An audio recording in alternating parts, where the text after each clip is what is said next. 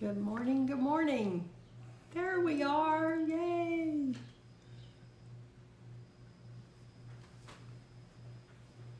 July the 31st, we are live on Facebook and on YouTube. We are going to figure out how studying about the temple applies to this temple this morning. How they took out all the things that defiled the temple and how that relates to the scars of this temple. My dear friend Shauna this morning sent that text to us this morning, and it was like, yeah, that's exactly what that is. We're reading in 2 Chronicles chapter 29 this morning. In our daily Bible reading, I'm Elizabeth Inman. This is our one-year daily Bible reading where we read all the way through the Bible together. In our one-year Bible, we apply these readings to our life, whatever we're going through. God just takes these readings and just makes it so applicable to where we're at right here, right now, today. And it just makes life so much better. It's the fuel that we need to live our life. And as in today's reading, which is in Romans chapter 14, then he tells us it's not about us.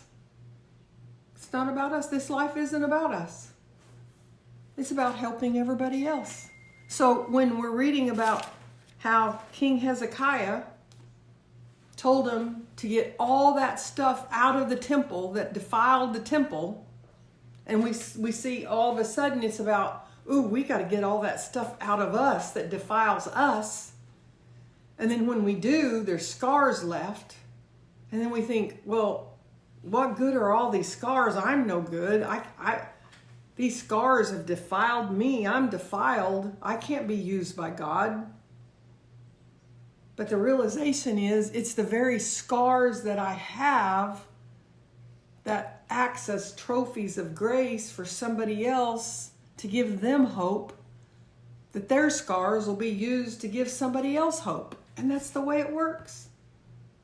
It's the very things I've gone through that gives somebody else hope that they can go through what they're going through and come out on the other side and give somebody else hope. Wow. Wow. And then we live a life where we're helping each other and we're loving each other. And it started in 2 Chronicles chapter 29 today. Yeah. And that's why we'll put our prayer requests in the comments for one another so that we can pray for one another. Because those things that we need prayer for becomes the things that can end up defiling us if we're not careful. Those struggles that we're having, we end up concentrating on them and focusing on them, and they'll become distractions in our mind that'll take our eyes off of Jesus, our eyes off of a life well lived, off of a life serving others. So we'll put our prayer requests in and we'll pray for each other.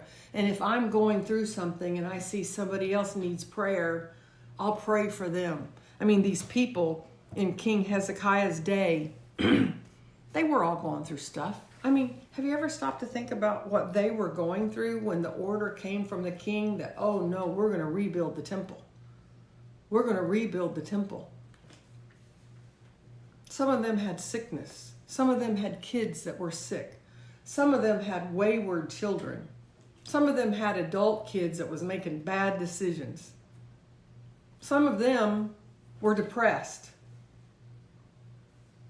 Some of them had financial troubles. Some of them had crops that had failed. Some of them had livestock that had died.